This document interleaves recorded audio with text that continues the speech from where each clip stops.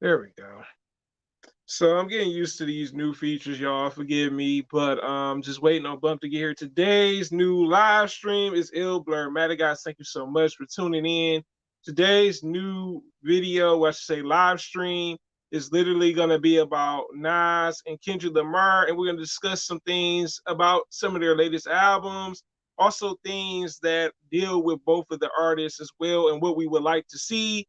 So I'm just waiting on my co-host to be here. No sound fam. Hold on a sec, bro. Let me see what's going on. Yeah, I got this couple new features that what I did with it. Let's see what we got going on here. Audio. There we go. Audio.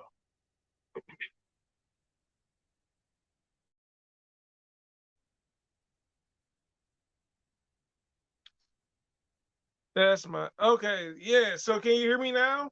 Let me know because I did something new with StreamYard. I did the new digital plan that they got. And literally I said, you know what? Why not stick with the digital plan? Let me see if this person what's going on their end. Give me a sec, guys. I do apologize. Hmm. Yeah, okay. Yep, so just waiting on this person to tune in. So, yes, we're going to be talking about Nas, like I said, King Disease, also Kendrick's last album. Like I said, if you can't hear me, let me know. Like I said, this new StreamYard plan I got, it's a little bit different from the other one I had. So there is some better. I have my screen on mute. Oh, okay. I was going to say like, oh man, yeah, I wasn't for sure because like I said, I've done something new with StreamYard. StreamYard got this cyber deal, pretty much with pretty much live streams, and I went with a new plan which is a bit more, but it's not super pricey. They have a yearly and a monthly plan. I stick with the monthly plan because the thing is, I don't use it as much, and I'm like yearly is a bit much. Just waiting on this person to tune in, but I hope everyone's having a wonderful Saturday. Like I said, Bump and we collaborated quite a bit. This will be my fourth collab with him. I collaborated with him on IG. He collaborated with me on here. So we have a total of four collaborations. Let me see what's going on. I do apologize, y'all. Yep. Yep. Is everything good? Good on your end? Yep. Yeah, how's it going, Swoop Like Me? Thanks for tuning in. Just trying to see what's going on with the person, excuse me, that I'm collaborating with. Yeah, other than that, yeah, so like I said, back with this, and like I said, I've been using this new feature recently with StreamYard. And like I said, other than that, just waiting on Bump to tune in. There go Cajun. How's it going, Cajun? How are you? I'm doing good, Swoop Like Me. I'm just trying to wait on the other person that originally wanted to collaborate with me on this. Sorry for the inconvenience. I do apologize. I don't know exactly what's going on. Maybe they're having some difficulties on their angle or their view of it and stuff. But just trying to see what's going on here. If not, we have to figure something out because yeah. But other than that, like I said, just talking hip hop. And like I said, just talking about some of the latest releases. I know a lot of you guys, some of you like hip hop music, and literally, I'm going to talk about King Disease 3. Hey, yeah. So let's talk about King Disease 3. We're going to talk about Mr. Morale and the Big Steppers. Can I join? Yeah, bro, I sent it to you, but let me see. Hold on a sec, bro. Let me see if I could do something. Give me a sec. No, I can't do that. Um, see. Can I join? Bro, well, I sent you the invite link so you could that it will make you join in from YouTube. So, bro, check your inbox when you get a chance because for some odd reason I got this new setup. I should have waited to get the setup if I knew this was gonna be a problem. But yeah, I sent you the invite link so you could like actually join yourself, sprinkle some sauce. So, bro, go back to the link It should all you have to do, you'll join in, like as you can see Cajun Blurred did with his blurred eye. But the thing is, all you have to do is hit the invite link and then you'll be like automatically into the actual live. Let me know if you have some difficulties because I did update StreamYard. I went with a new plan. So I do apologize for the dilemma, guys. You know what I'm saying? Like I said, I didn't think it was gonna be this super complicated. I was like, well, I'm like, this cyber deal is I got it on Twitter. Yeah, bro. Yeah. Like I said, yeah, I got Twitter, like I said, YouTube, you know what I'm saying? But I think we didn't do Twitch and all that stuff. So I clicked the link, it asked me to start my own broadcast. I got an idea. Give me a sec. I'm gonna try to see if I could try this other feature out. Give me a sec. Hold on. Um, gosh, let me see. Can I send it? Can you okay, copy and paste. Okay. So what I'm about to do now, Bump, give me a sec, and I'm gonna send it in this fashion. I don't usually do this, but this is new to me. See if it works. I've sent it to you through the actual comments on the live stream, Bump. So the latest after you say hey swoop, that's pretty much hopefully this link works. Like I said, I'm sorry. I did not expect updating StreamYard was gonna be this difficult. So like I said, let me know if you can actually access the link because the old way is not working. I don't know why it's not working, but I'm trying to see what's going on with it, y'all. So like I said, bear with me. Bump, let me know if you can actually get the link and use it. Yeah, I see it in the chat. Yeah, that's great. Okay, there we go. Here we go. All right, so I'm gonna invite. Let's see. Okay, so two people. And let's see, edit mic, kick mic settings. Okay, so Bob, you should be able to tune in. So give me a sec. I'm trying to figure out why is it not doing it. Let's see. Uh edit name, edit mic settings, invites. Oh no, that's not it either. Okay, so yeah, I'm having some technical difficulty. Yes, I'm trying to figure out what's going on with this bump. I do apologize. Let's see. Hey, see if you can add yourself in through to the link and stuff. Like, can you invite yourself? I don't know what's going on with it, bro.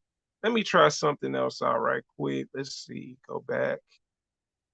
And then let's see if I got this going. Hey, bro, did you make a screen name for yours like you did last time? Oh yeah, you did. You did do that. Ouch. Let me see. It's gotta be a way. Let me try one other thing. Let me see what's going on. It says start settings. That's not it.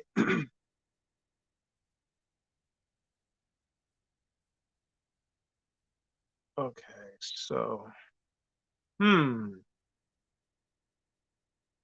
Yeah, so let me see. What we do we have here? Invited. So you sent the same link. You should be able to add me now. Yeah, I'm trying to figure out what's going on with it, bump. Yeah. Yeah, but see, I don't see the add button. That's the crazy thing about it. So let me see. Gosh, I don't know why it's doing that. Comments go back. Hmm. Let me see. Okay, so I tried that. That didn't work. Tried this. Didn't work. Um. Let me see. Yes.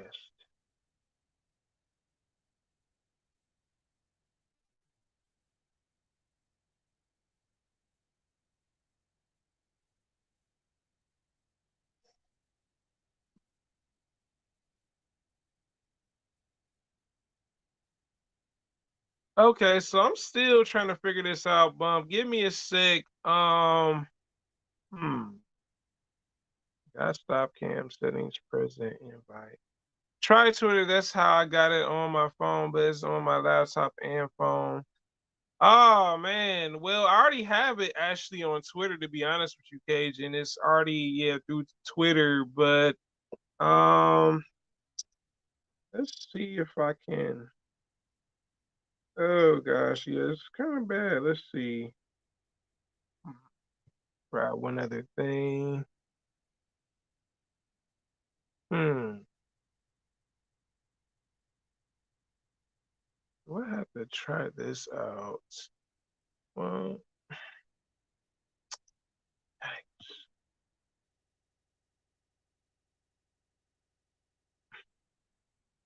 trying to figure out something's going on where it's not. Okay, let's see. No, I don't want that.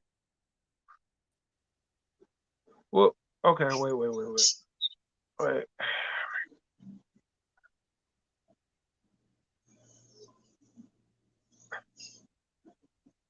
Okay,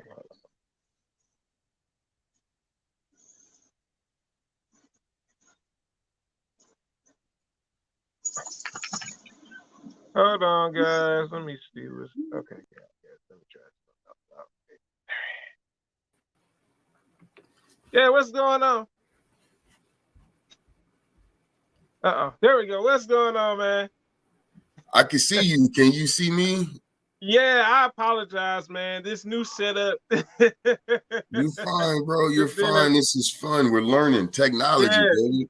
I know, right, man? Welcome, Bump. This is our fourth collaboration together, guys. Me and Bump Jonas. Today, we're gonna talk about Nas and Kendrick Lamar and some stuff about pretty much what's going on in current hip hop and also just them as artists as well.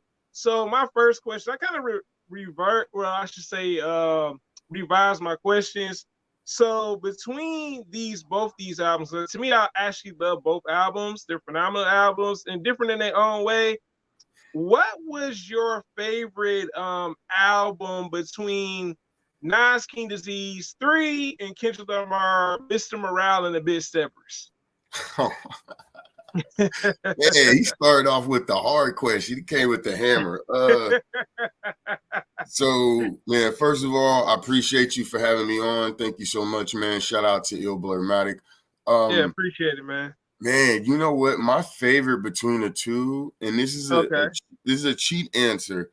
It Okay. really depends on what I'm doing, man. If I'm at work Okay. and I'm just kind of grinding through the day, Mm-hmm.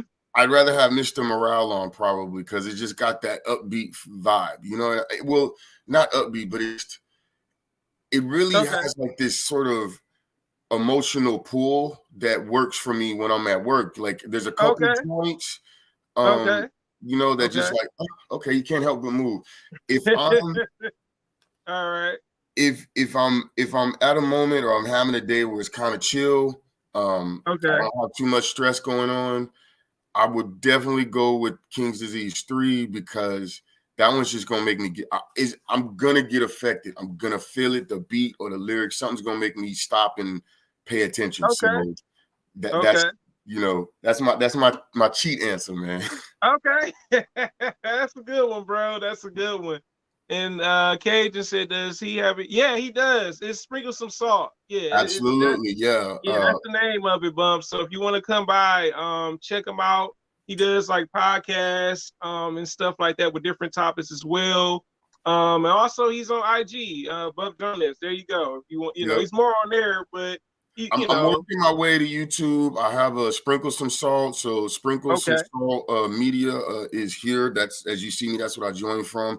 We have Okay. we got about 8 episodes up right now of the proper Yep. podcast, more of a panel talk. But I Right. am primarily on Instagram right now. Bump.Jonas, Sprinkle Some Salt, Sprinkle Right. SUM, just like it's spelled there. Right. Just doing my thing, man, talking my shit. And I'm part of the commission. So is my man Ill Blurred. We Right. talk hip hop. So we're just Yeah. doing our thing, man. Good to meet you. Appreciate you.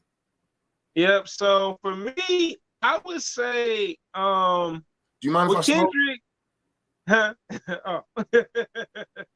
So for me, I would have to say maybe like it's like you said, you have to be in a certain type of mood. So Kendrick, I mean, it's something about his album that kind of gravitates towards, and you're like, oh man, you know. And with Nas, it's more like, man, it's more of the lyrics. Like Kendrick give you lyrics too. Don't get me wrong, but it's more so like you can go through and you know, Kendrick, like his album is it's like musical in a different sense. Like you can like, you know, dance to it, just be vibing to it and stuff.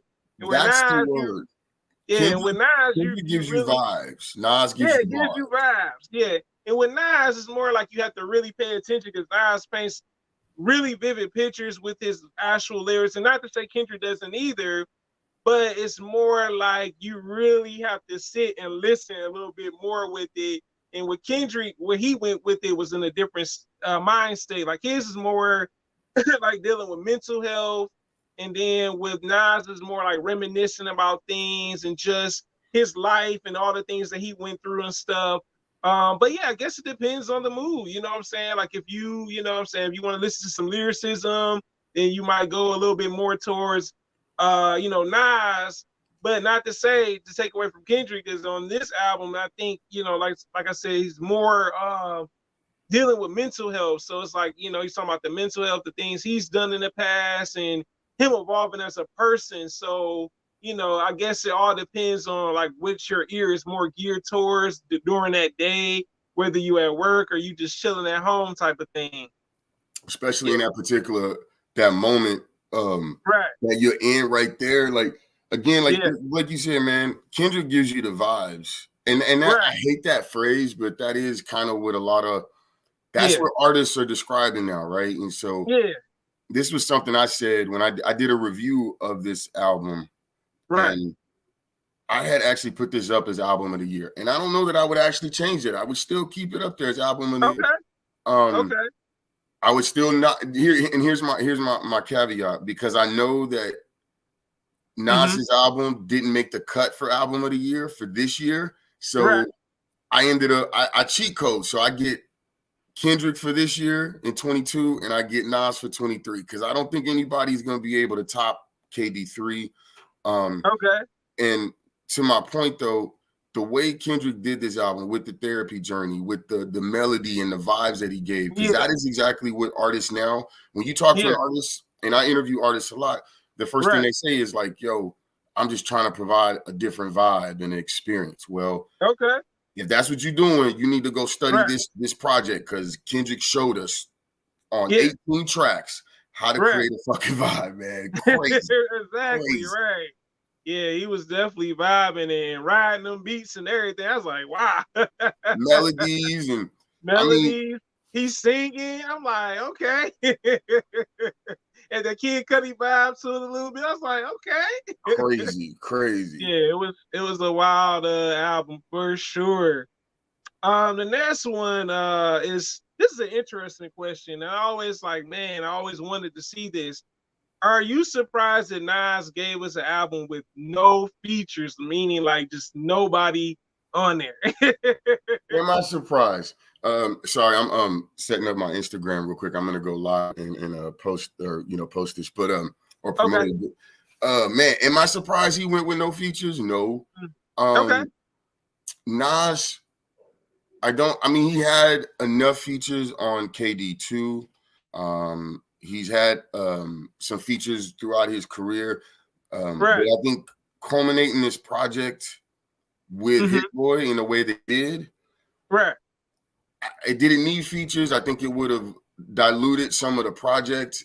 And I Okay. also think, like, to be honest, the way that the landscape is, a lot of folks have features. So I think for him to stand out, he had to come through in that way. And like, because let's be honest, a lot of folks there's a lot of folks digging Nas, but at the same time, he's Oh yeah. coming back from this is his fourth year, or fourth album in 3 years. But prior to that, Yeah. before Life is Good, there was talk of Nas chose bad beats, or he was kind of in a slow. So Right.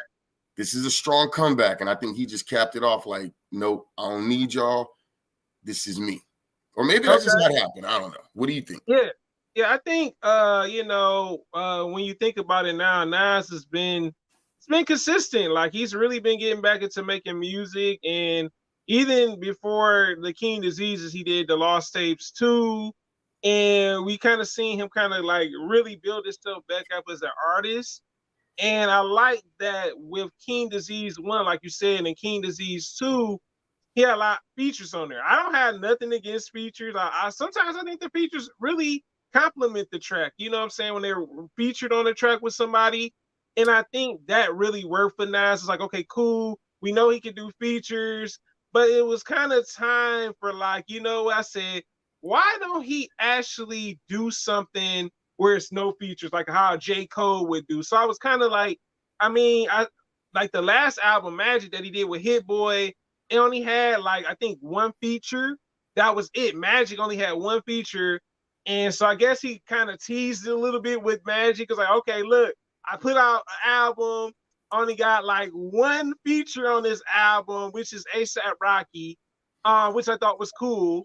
And then he said, you know what? I'm gonna give y'all an album with no features. And I was like, man, I always wanted to see Nas do an album with no features. I said, I think he could really get into that lane like a J. Cole would, you know what I'm saying? So with me hearing a full Nas song with no features, the only feature was not really a feature, just an assist on King Disease 3 is a singer, you know what I'm saying, doing the vocals for one of the songs, but they're not a credited singer, you know what I'm saying?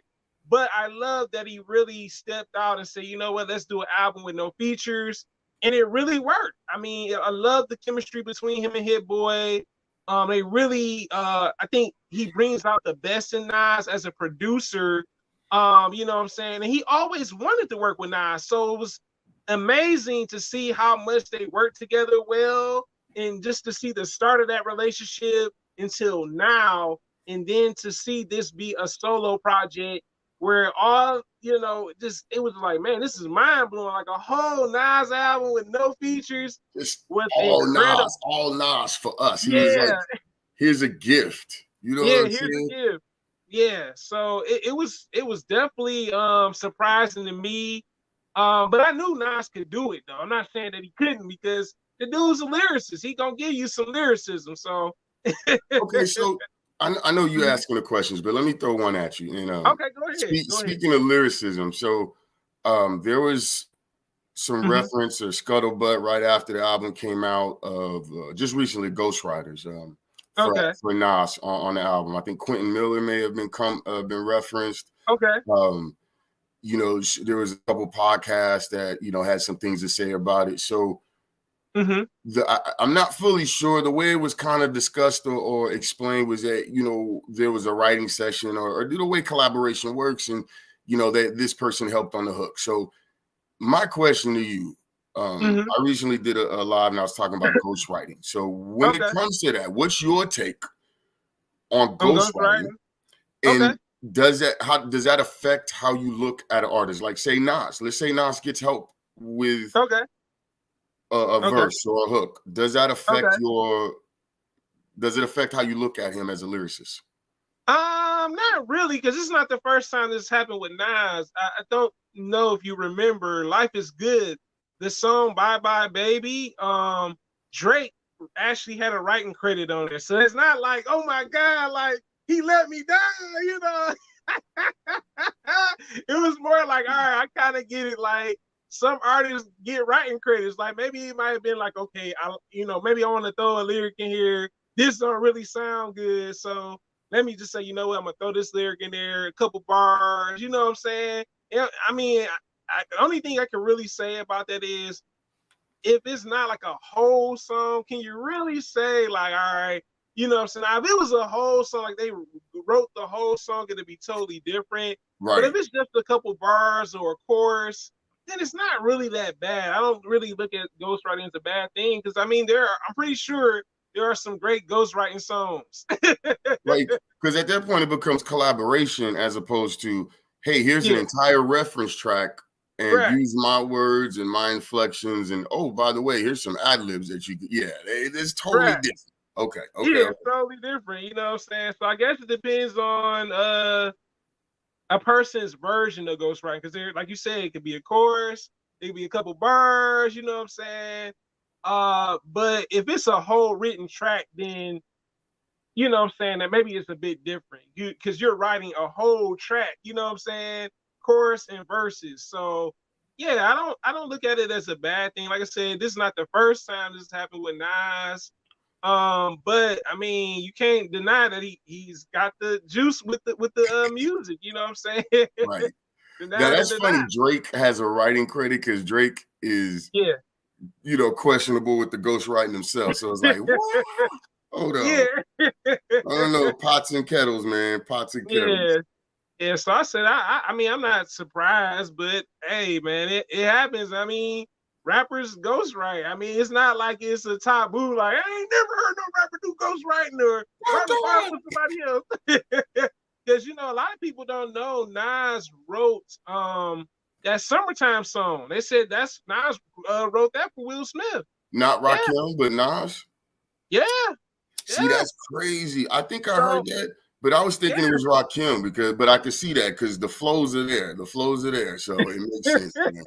It makes yeah, the sense. flows is there, true, but the flows is there. Like you listen to, you like, yeah, that sounds like some nice stuff. And it's crazy. It's my favorite Will Smith song.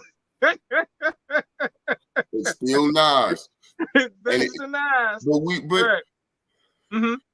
I don't know if I've checked the credits on that in a while. I want to check the liner notes because it might be there. It might. It might be there, right? Yeah.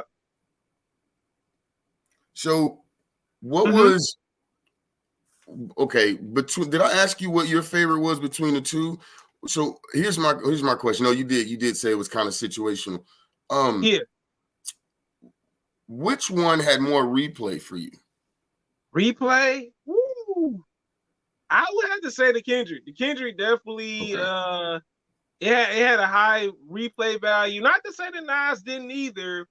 But man, I mean, when Kendrick, like what he did with this album was phenomenal. I was like, man, like he took the lyrics, the cadences, and it was just like, man, like, yeah, I listened to the Kendrick heavy. I'm not gonna lie. I listened to Nas too. But the Kendrick, I think it was just more so like the themes. Kendrick's like a thematic type of, he has a lot of themes, you know what I'm saying?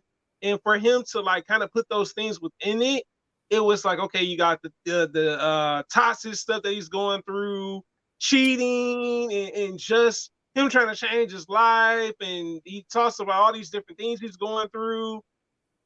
It's like, man, it was like the pandemic album for Kendrick. That's what it felt like. It was like, Ooh, you know what I'm ooh. saying? Yeah, it was So like, all right, is that what pulls you in a little bit more because of the fact that he tackles a lot of important themes that we probably struggle with on a daily basis anyway, right? yeah, yeah, Okay. definitely. Yeah, it was definitely something I would say more appealing because it's like, all right, he's talking about the pandemic, he's talking about all these other different things he's going through. And just how he delivers on the song, like each song, it's like he adds these different layers to his music. I really like that Oh about my Kendrick. He's God. a very So layered artist, you know what I'm saying? Whether it's a melody, if someone's singing on there, or if someone's rapping, so it's like he's very it's like a structural type of artist as a concept artist. he's extremely artistic. So Yeah. like if I were to, go back and forth between these two projects and look at which one was more artistic, I'm gonna definitely go with Kendrick on that. Okay. Mr. Morale for me was more there was more effort in the creativity. And I mean that respectfully to Yeah. Nas's project. Um, Right. but when it comes to Kendrick, man, like you really got to pay attention to the ad libs as much as you got to pay attention to the bars. Like Yes. where Yes. melody is placed and how things switch up when the beat drops and what he does before and after. Like all of that shit means something. And I'm not saying it don't mean nothing with Nas, but it's very, Right. very intricate when it comes Yeah. to Kendrick. So you're getting a Yeah. full-on art piece experience. Yeah, yeah, Kendra's very artsy. I definitely agree with you on that. And now I will say this with Nas, I would say his how the production on King Disease 3 was phenomenal. I love the song Leg It. where he takes the 5 heartbeats. Oh my God, that sample was insane. I was like, oh, oh. I said, yo, this dude Hit Boy and flipped the 5 heartbeat sample from the movie. Was Bro, phenomenal. did you know Hit Boy was from the West Coast? I didn't Yeah, know that. yeah, he's from the West Coast. Yep. His beats have such a authentic, they really take me back to sort of a New York 90s vibe. Not directly, but in a very smooth way. And I know he's recently been doing a lot of like switch up music and stuff, but yo, I just learned that. Shout out to my man Back to the Lab from my commission brother. He hit me to that. I'm like, what? Like, I'm like, and that's something that I love about hip hop is that there's always something new to learn. You know, that's why we read the liner notes in the crow to find out that this cat from the West Coast is able to provide such a authentic feel for a legendary New York MC to catch up on. Salute, man. It's true. Crazy. I love the production on King Disease 3. I think Hit Boy really gave Nas like, hey, look, we're gonna do these songs. This is how it's gonna go, excuse me. And I was like, oh my God, like that song Legged was nice. Reminiscence with where he had the Mary J. Blige, how he sampled it and used her voice on that. Phenomenal. And I love how the pacing, the track changes over time. What's the song? The song where he goes, you can't murder Nas. God, it's got his flow, and there's a couple joints on there, but what I liked was the way I couldn't tell in some cases if the beats were structured around Nas or if Nas worked around the beats, the way it organically came together. And this was something else that I liked, especially as there were no features, was that Nas was using modern flows and his own flows and doing some wild shit, man. I was loving it. That's another reason why I can't listen to this while I'm working because I'm distracted. I'm gonna get caught up. Okay. Yeah, that's true, man. Yeah, he did definitely bring something different. Like I said, the production, him working around Hit Boy, it seemed like their relationship grew stronger over the years. Each time they dropped the album, whether it was King Disease 1 all the way up to now King Disease 3 and even Magic and King Disease 2, we saw their relationship like, okay, this is the beginning of the relationship of us coming together, doing the album together. This is the second phase, then you got the third phase, then you got the fourth phase. And I thought that was really cool to see that evolution between the two, because it reminded me like Quincy Jones and Michael Jackson. And it's funny, they actually have a track called that too. But he brings the best out of Nas as a producer. I was like, yo, I've never seen anyone like, don't get me wrong, he had Large Professor, he had DJ Premier, you know what I'm saying? All Pete Rock, all these different other producers. Not to say that they didn't, but to me, it seemed like that's who brought the best out of him musically. I was like, you got Nas switching up on the beats and stuff. I'm like, you got the one song, first half is this song, then it's the second half is the new song. I'm like, yo, this is crazy. Hey, nobody's gonna be able to do like producer hosted beats or producer hosted albums the same. We got it. We've been getting it, you know, and the first one that stands out to me is obviously Mad Lib, and then or like the MF Doom and that's Mad Lib, and then Freddie Gibbs and Mad Lib. So, you know, those are the ones that jump out. And I know there's been more since that. Hell, Run the Jewels is a standard, like that's what they do, you know. But I don't think anybody's gonna be able to, or no, they're not gonna be able to. Either they need to stop doing it or they need to match this energy because this is different. This is some different shit. So, you know, crazy shit. You know what I thought was, while we're talking about beats though, when I was looking at the liner notes on the Kendrick Lamar, Mr. Morale, I noticed that Baby Keem has got credit in a couple spots. Yes, he does. And he, like, when we talk about features, and Kodak Black was a major feature, and I actually referenced that in another talk that I had, but I thought it was really, really dope that Kendrick picked Kodak, like most gulliest of motherfuckers. to get on a track with the most luxurious of artistic creators, like Creators, right? but he's always kept it gutter. He's always kept it Compton, and I love that. So, but Right. Baby Keem, Yeah. killed it. Feature Yeah. of the year. Nobody. Yeah. His what is it? Savior interlude. Like, Yeah. get the fuck out of here. And then what was Yeah. it? And then Savior, are you happy for me? Like, bro, that's Yeah. the anthem. You smiling in my Yeah. face, but are you happy for me? For me, No, right? out of here. Yeah, it's definitely amazing. You know, even though you know people are always related to hip hop in some form of fashion, it's good to see that Kendrick didn't mind his cousin being on the album. So it's good to see what him and his cousin come up with sometimes when they are in the studio together. And yeah, Baby Keem did shine on his album. I was like, okay, Baby Keem definitely, yeah, he's and it's interesting because Baby Keem also I think writes music for other people too. So yeah, it seems like him and Kendrick, I guess he's kind of Kendrick's kind of getting him ready as an artist a little bit more. He had his album out and everything. And I think it's good that to see him and his cousin working together and doing stuff together as, cousins, you know what I'm saying, in hip hop. I was like, that's cool, you know what I'm saying? So I was like, Kendrick has a new label, right? PG Lang. Yeah, PG Lang, right. And so Mr. Morale was released on PG Lang, or was it the last one on TDE? Okay, so it's the last one on TDE, but it's first one on PG Lang. Correct. So we wonder, or I wonder, do you think that Baby Keem, because who is he currently signed to? You think he'll end up being an artist under Kendrick? Yeah, he signed to Kendrick, and he signed to was it Orchard? Something Orchard. I think even Nas is signed to it too. It's another label, I think that's under Sony called Orchard. Okay. Yeah. Okay, that's interesting because Nas is mass appeal, so he must have. Okay, no, that's part of his deal. I get it. Yeah, probably like a distribution deal, probably. Yeah. I get how that goes. That's cool. Yeah. All right, because I could see that happening. I could see that like coming together. Yeah. Or I would hope so because it's family. Right. So what I thought was interesting was that there was no interludes on King's Disease 3. Right. And there were 2 interludes on Mr. Morale.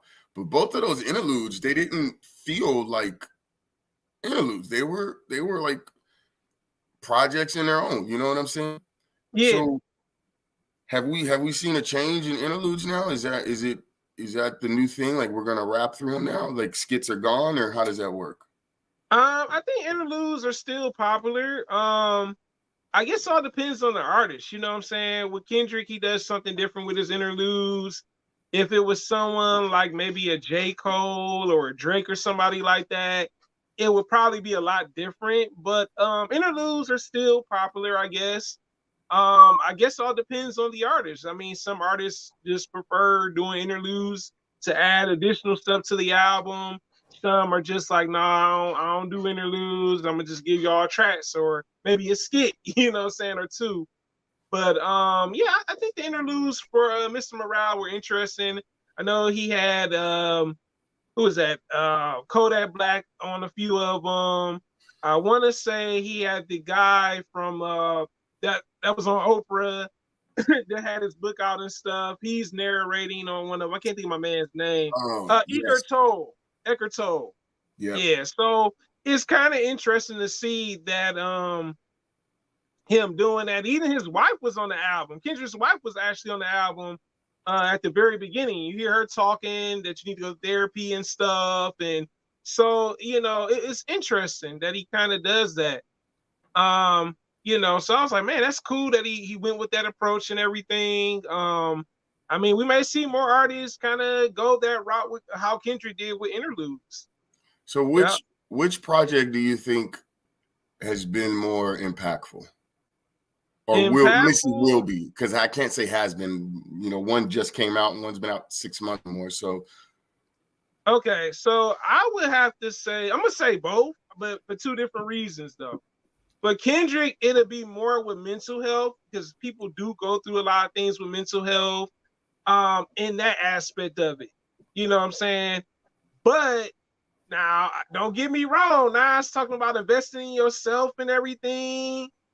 There's some stuff in Nas' album that you can take from investing in yourself, squashing your rivalry with people. Like he still said, you know, he calls Jay-Z up and, you know, say, hey, man, about this verse, you know. So That it was a does crazy go. bar.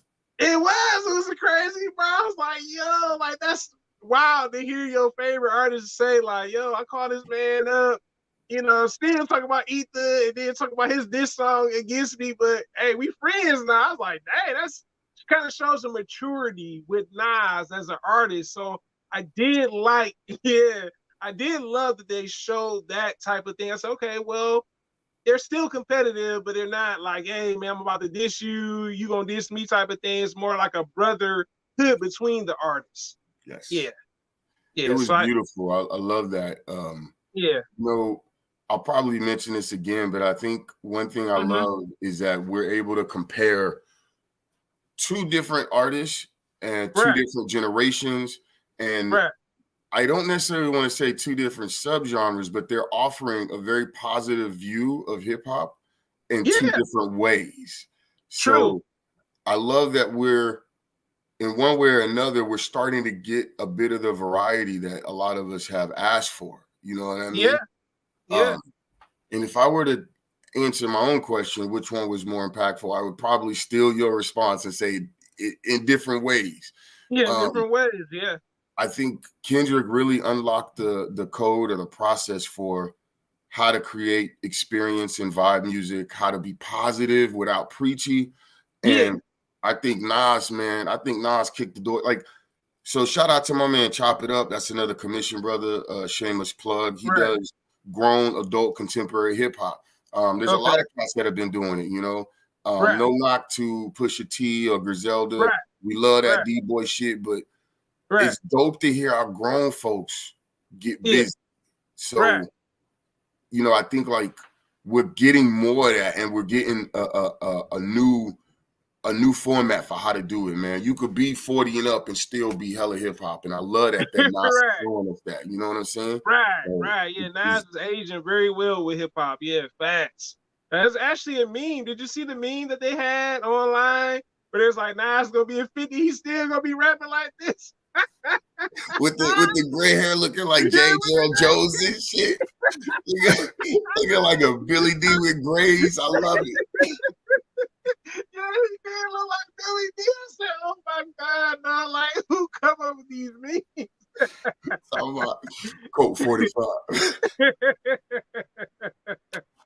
Yeah, you're right, man. But yeah, definitely, man. So here's my question for you.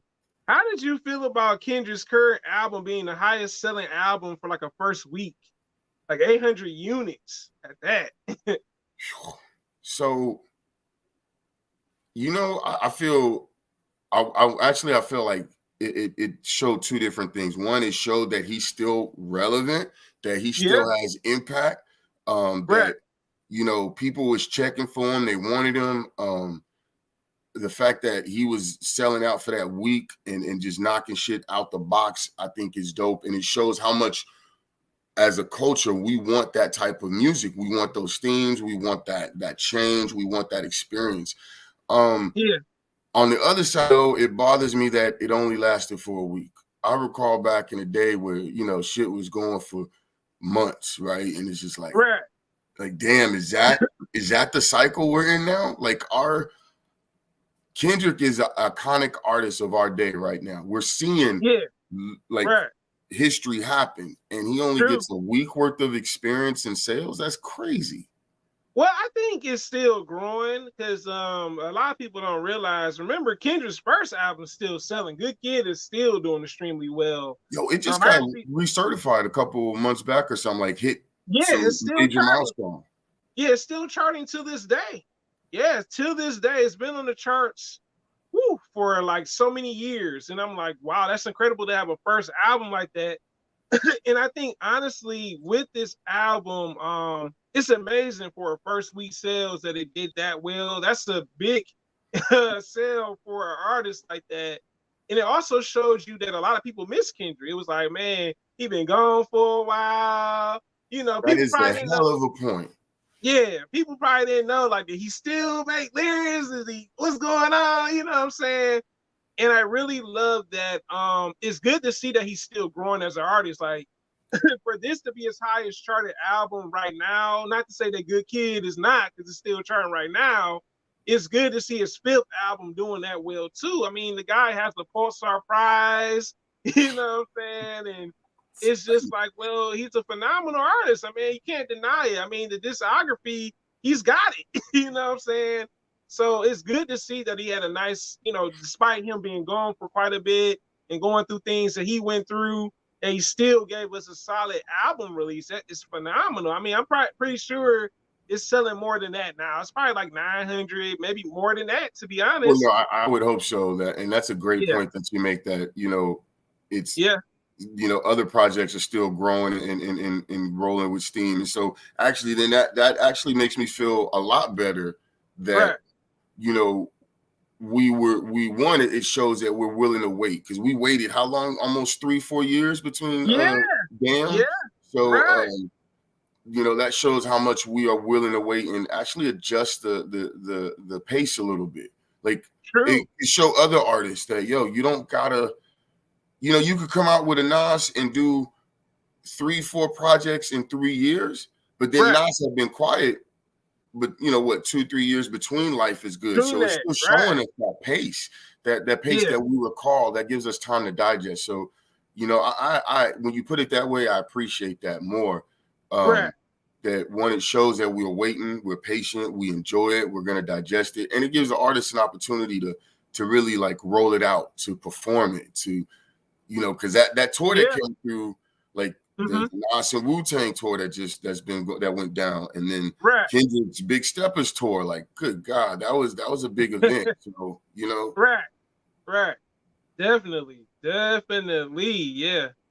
For sure, man. And I think, like I said, with Kendrick, like I said, he's still, he's still an impressive artist, man. I mean, he was gone for that many years. It was like, man, we waiting on you to come back. and he Like did the not fail. Avatar.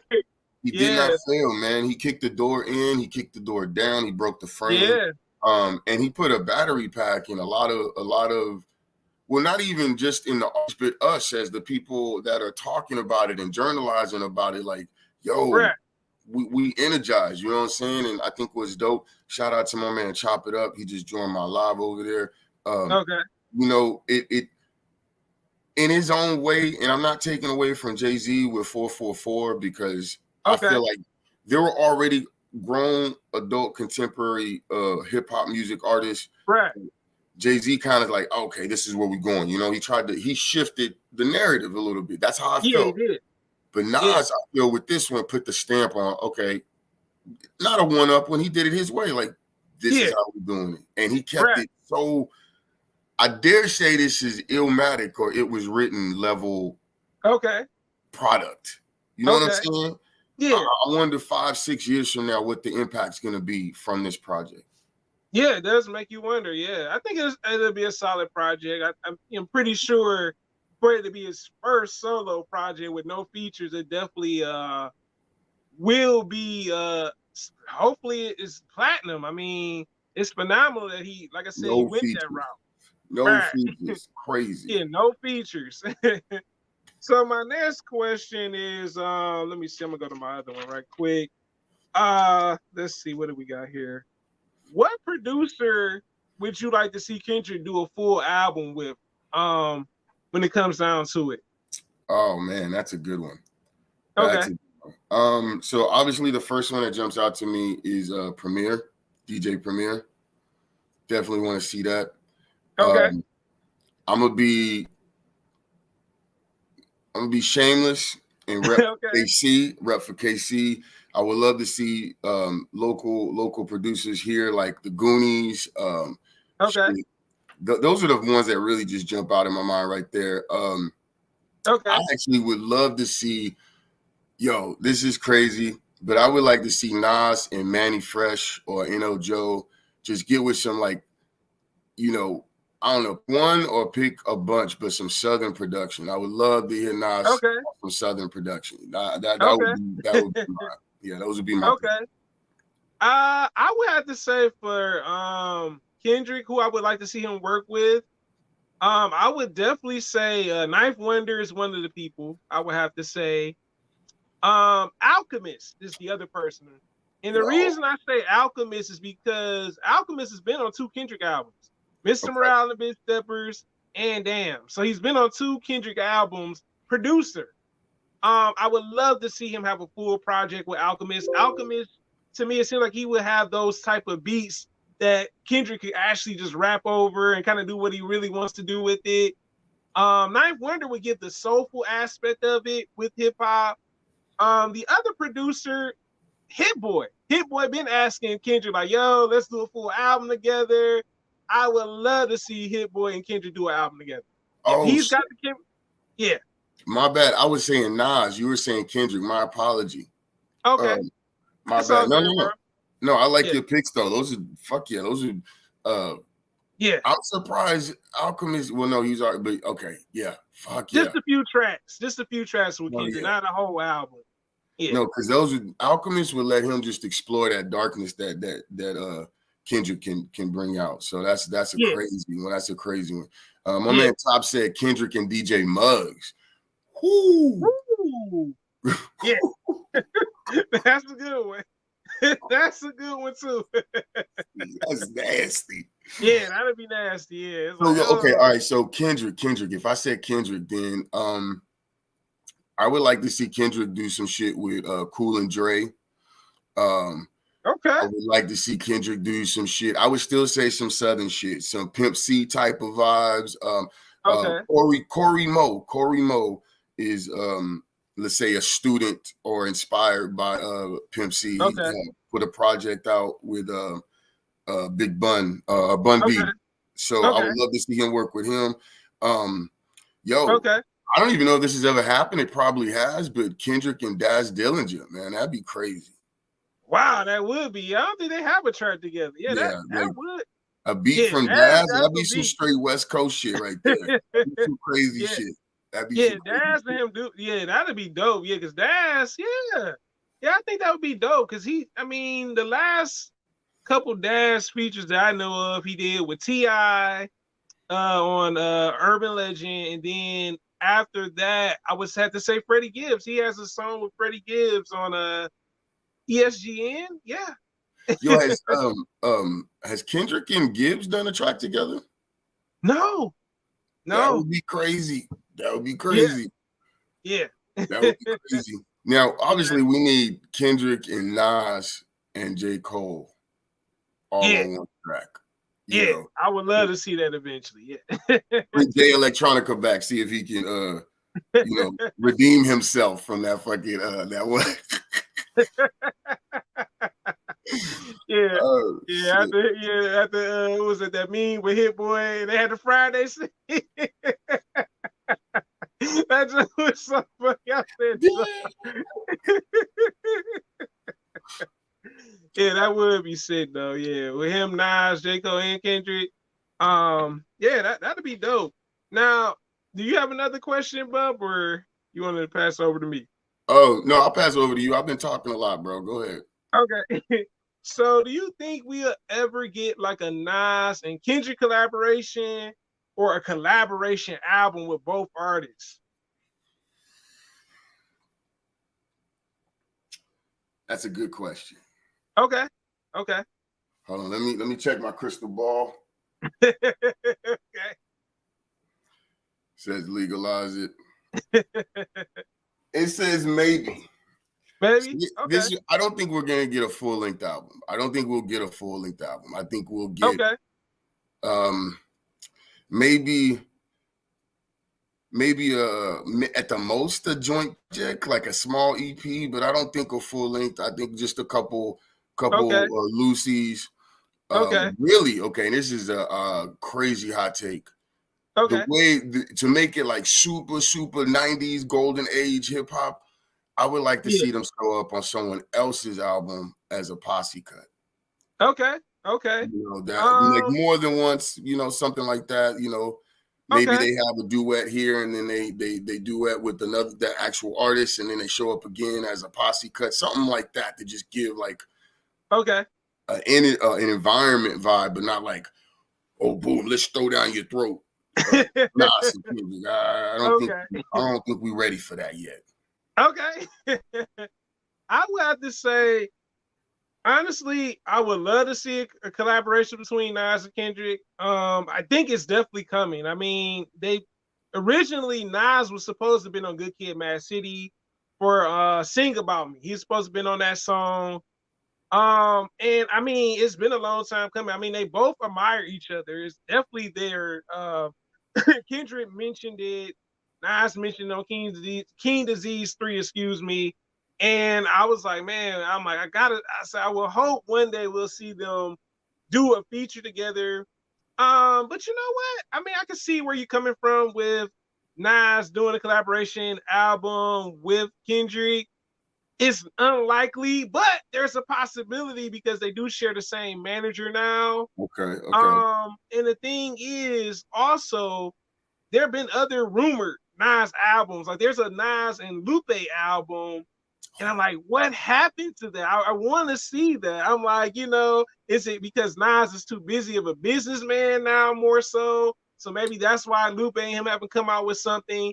Nah, but I think they Nas, trying to outbar each other. They like, nah, we gonna redo these tracks. Nah.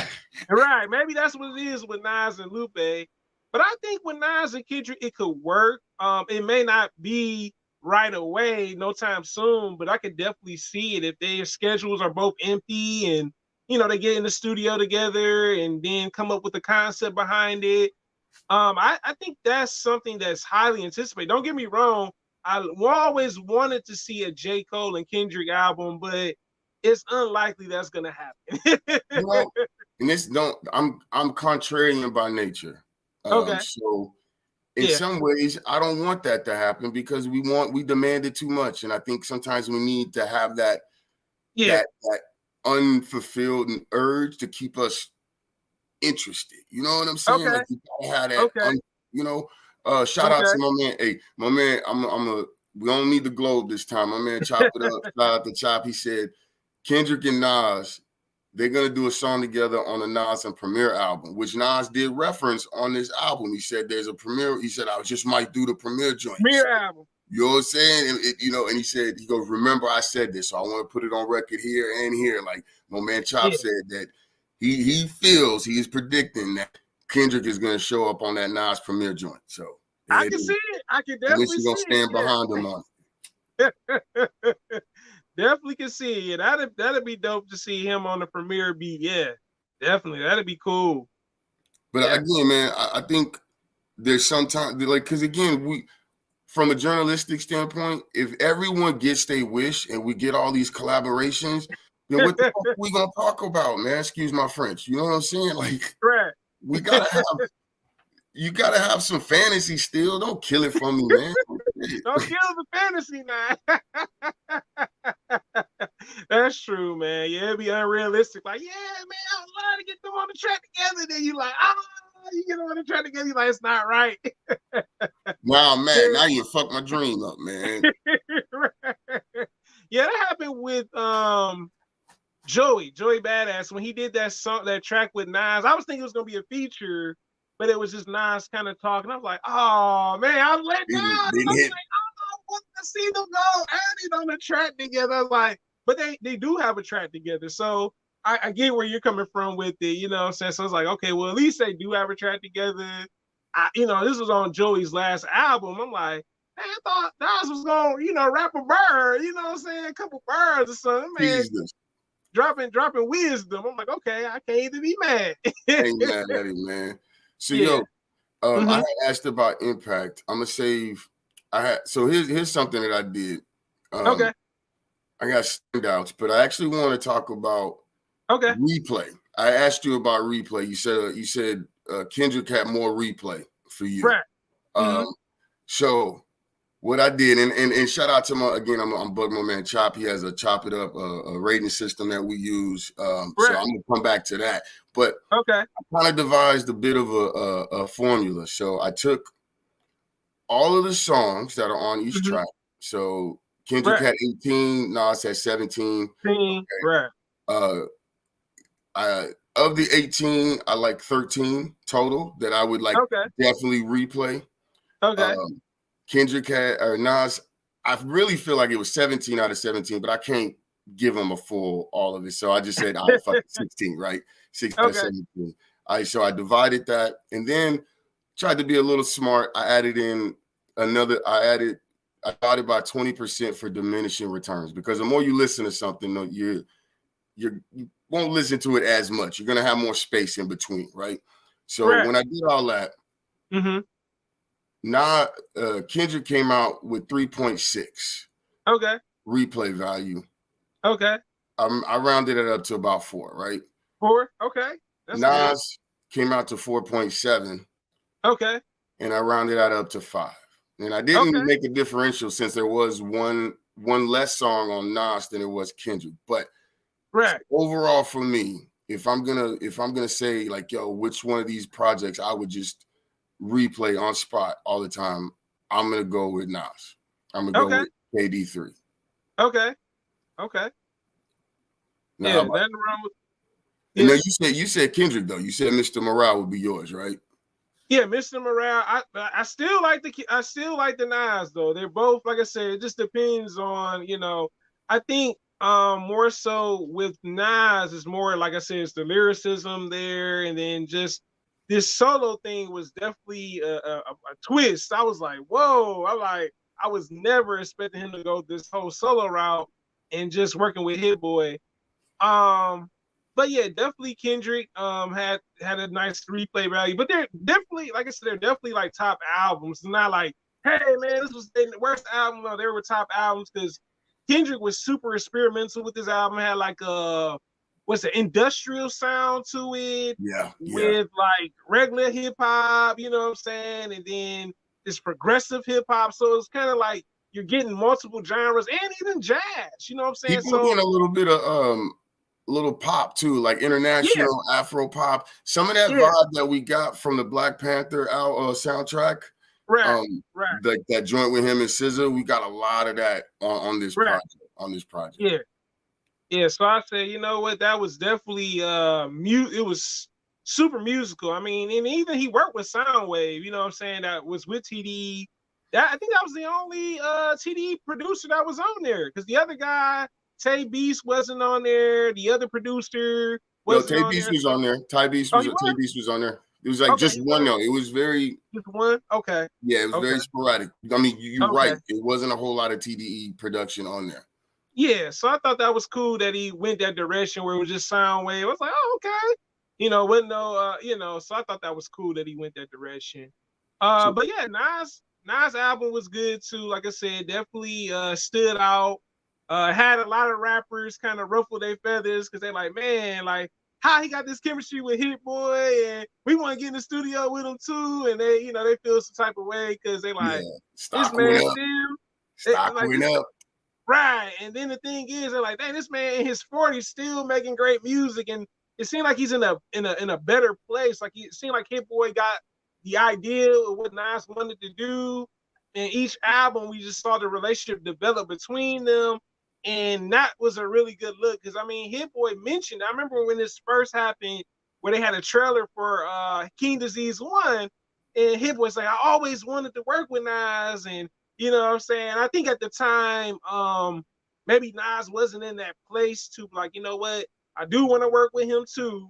But I'm not in this place mentally. But let me, figure out some things. Then I'll get back with you, Hit Boy.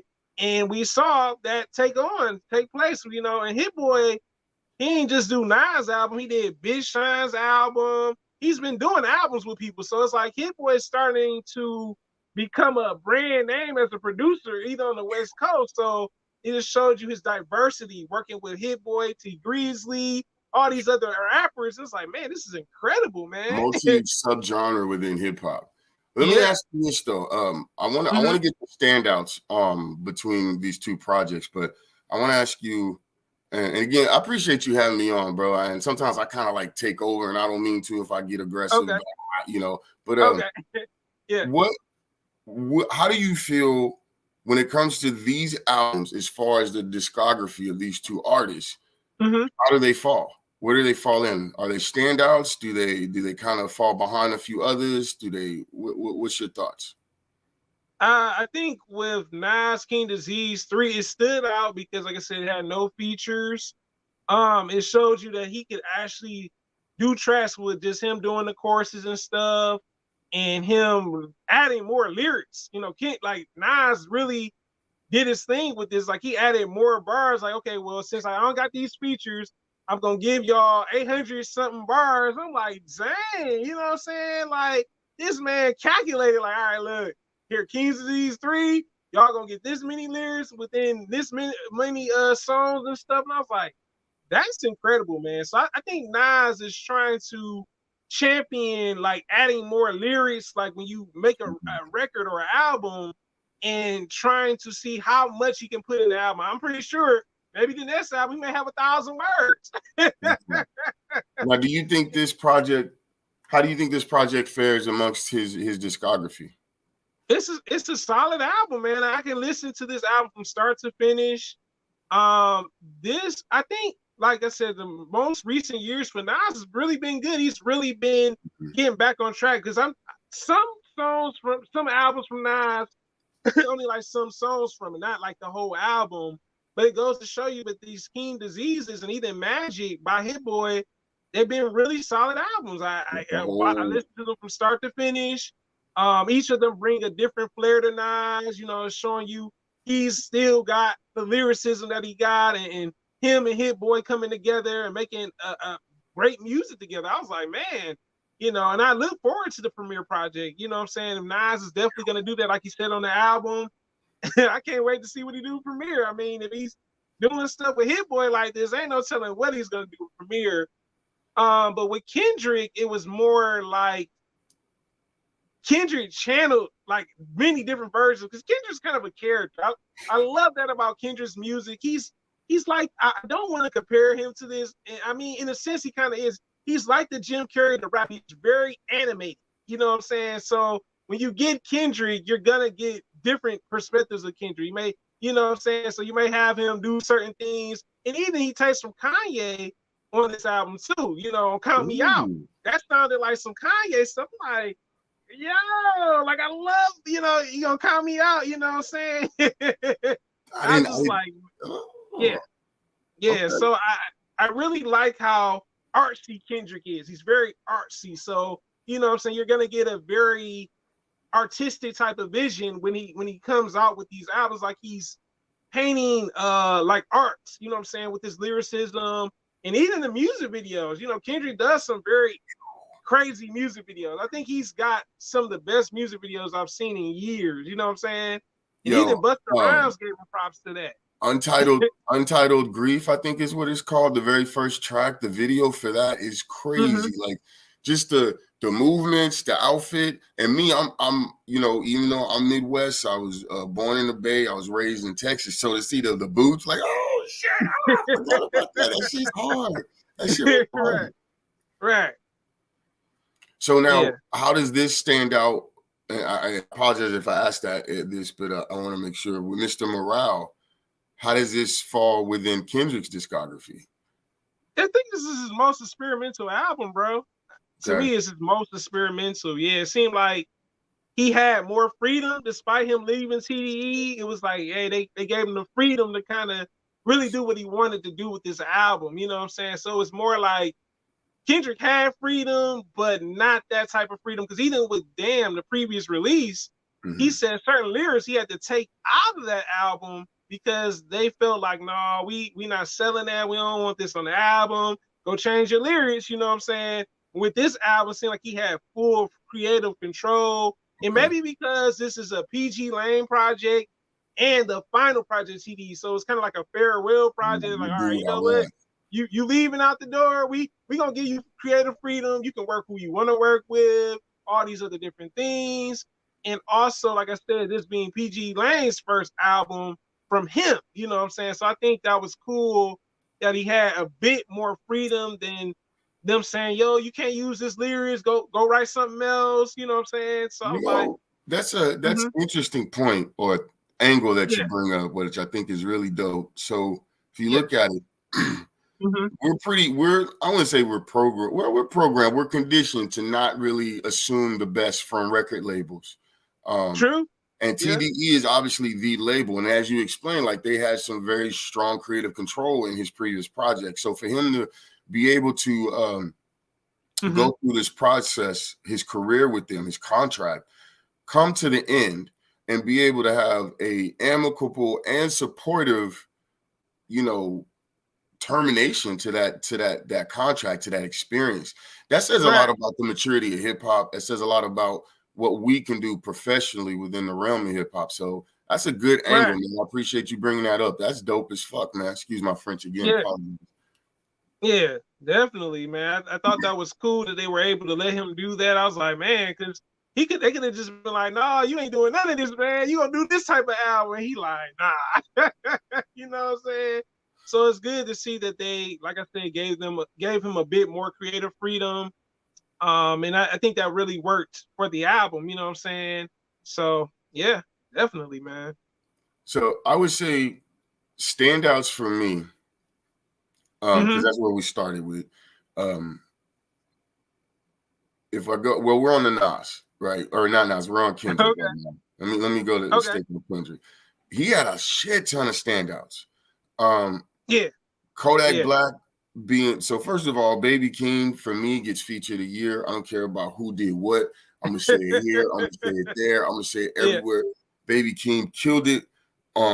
With everything that he contributed. Kodak Black was a crazy, crazy dope Right. standout for me. The energy, just being there, bringing that gully, that just Project Baby. I love it. Right. Father Time, Steppers, Rich in Spirit or Rich Yeah. Spirit, Crown, Right. Rich Silent Spirit. Hill, and even N95. These are all strong standouts. Part of the fucking part of the reason why it has such replay value. And again, Okay. I don't want to take from Nas, but when it comes to Kendrick, I really just enjoyed, like you said, the artsy, creative.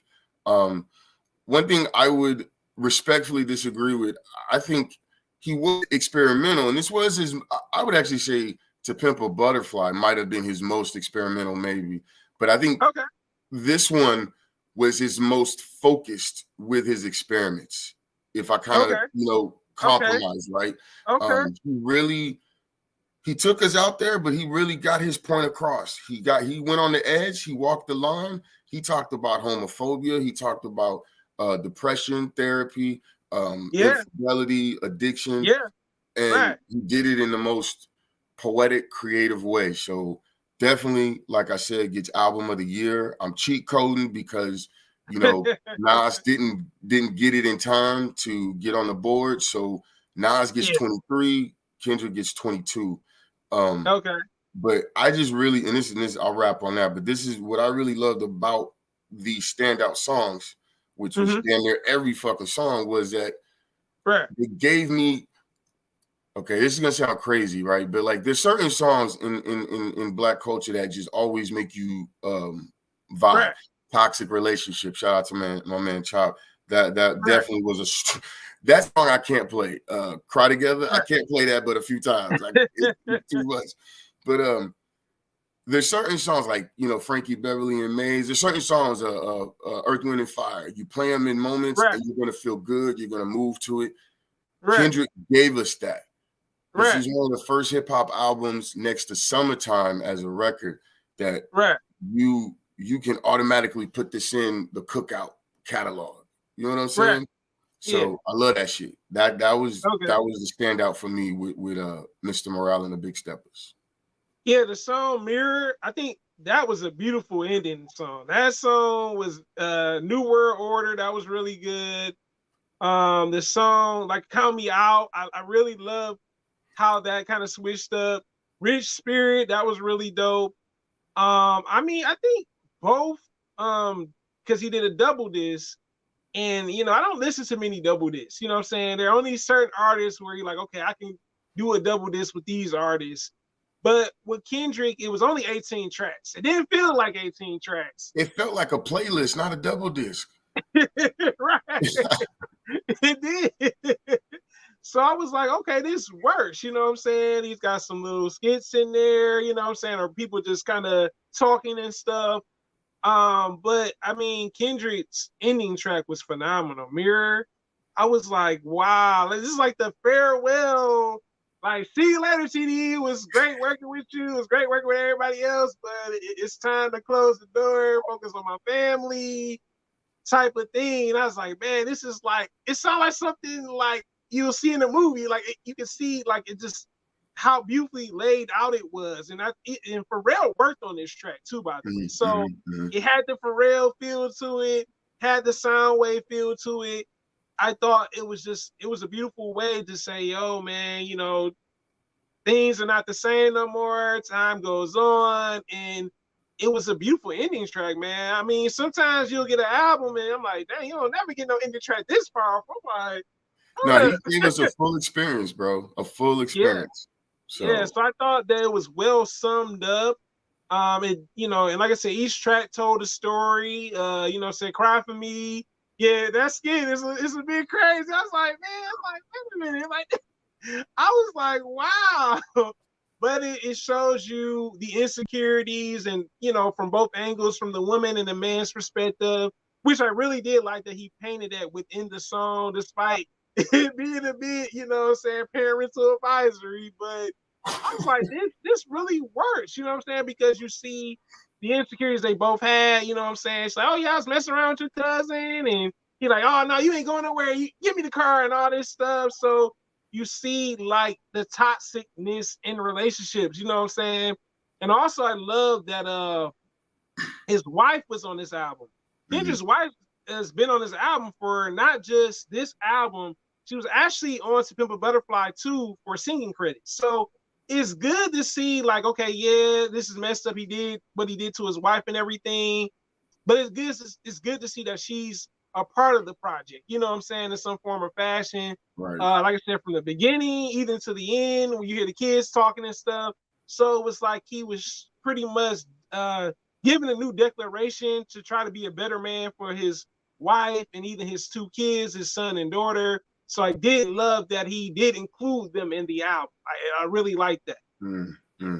But I just, you know, that's just another a nail in the coffin to the fact that Kendrick is like the ultimate creative spirit, right? Like I would even say he's the Prince of our hip hop generation right now. He is. If you think about it, yeah. I definitely agree with you on that, Bump. He is the Prince of rap. You know what I'm saying? I definitely agree. The reason I said he has like this mysteriousness to him, and he doesn't really have to be out there like that. Like compared to his contemporaries, Drake and J. Cole, Drake constantly has to be out there. You know what I'm saying? And Drake even admitted it. He was like, I can't do what Kendrick do. Kendrick can go disappear for a couple years. People gonna be bugging me like, yo, where's the new songs at and stuff like that. So it's like, yeah, he's definitely the Prince of you know, when it comes to hip hop, definitely. And Drake is kind of like the Michael Jackson. He's got that more critical acclaim to him a little bit. You know what I'm saying? Yeah, little polish, got the machine behind him. I like that. I like that. Yeah. Okay, all right. Yeah. So, all right then. So, speaking of, since we're on standouts, right? Do you want to go? Or do you want me to go? Okay, I got something. Hold on. Let me look at this right now. Okay, so here's my next question. Do you want to see Kendrick do an album with no features? Oh man. Oh man. Hold on, let me take a sip of water, man. Hold on. Okay. Kendrick album with no features. No. No? Okay. No. Okay. And the reason I'm gonna do this. Okay. First of all, Kendrick is so creative. Okay. That if he did an album with no features, it would be like watching Nutty Professor or Eddie Murphy joint where he plays all the characters. You know what I mean? Okay. It's dope in Mm-hmm. theory, but I don't know if it would work in Okay. application. And the reason I say that is I've already heard several joints from Kendrick throughout his career. We know that he played, you've already said it, he's a character. He puts multiple characters. So Right. imagine hearing an entire album where you get the switching characters. I don't know if I would enjoy that. I think I would get annoyed after a while. I think I would need a break from that tone, that frequency that he plays on. Okay. So, but that's just me with my hot take. Okay. I like the idea though, because just imagine how creative that would be, a total no feature Kendrick Lamar album. That's interesting. That's an interesting perspective, bro. I can't lie, man. Me personally, it could work. Now here's my thing about it though. I think Kendrick would have to do something that stands out. You know what I'm saying? Like, you're right, he's very creative. You know what I'm saying? He's a very RC type of artist when it comes to hip hop. He would have to do something that's very unique in order for it to work. Like, it could definitely happen. Not to say it won't. But I think maybe later on, like in his catalog, like how Nas already has an established catalog, we'll see a Kendrick album, but it may be years down the line where you're like, oh man, he finally didn't want no features. You know what I'm saying? I think I guess with Kendrick, it would have to be, like I said, it had to be very unique for it to work. Like, it had to be like, he does concept albums, no denying it. But it would have to be something that's just like, man, I never expected Kendrick to do this. You know what I'm saying? It had to be that type of thing where it's like, yo, he flipped this and he did this with it. And I'm like, I never thought he would do that. But I could definitely see him doing a collabo album not collabo album, a solo album, excuse me, down the line. I think he's just, establishing his discography a bit more before he goes that direction. The reason I say that because originally, I don't know if you remember, there was a year where Kendrick, Drake, and J. Cole, and even Wale mentioned that they were doing solo albums. Mm-hmm. The only person that did a solo album out of that, that catalog was J. Cole. J. Cole was on his solo album, no features. You know what I'm saying? So you like, dang, boy, he just killing it. You know what I'm saying? No features. I'm like, man. And did phenomenal with it. Not to say that J. Cole, he took a huge risk. I think once PG Lang gets more established, the label that Kendrick has with his manager, Dave Free, we will see that down the line. But right now, no, I agree with you, bro. Right now, no, I don't think we would want to see that right now. And he might be saving it for, PG Lang. That could be a very powerful album to have a no feature total Kendrick joint. Yeah. It makes me wonder though why we don't. Why isn't a solo album so rare, or why are we so clamoring for it? Is that just the standard default landscape of hip hop now? We have features and rap. I think some people, I'm like this, Bub. I'll be honest with you. I'm okay with features. I'm okay without features. It depends on the artist. You know what I'm saying? Like if it's someone like J. Cole, I'm like, okay, he don't got no song with no features.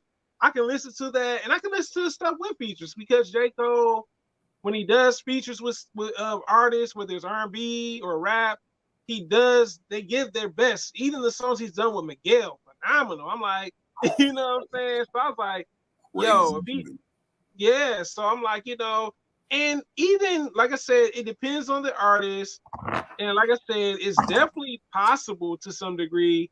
I just think that, it's up to the fan base, you know what I'm saying? Some people are more open to like, okay, I can listen to artists where it's no features, and some people like, no, we gotta have so and so on the feature, you know what I'm saying? It makes me wonder. That's an interesting perspective.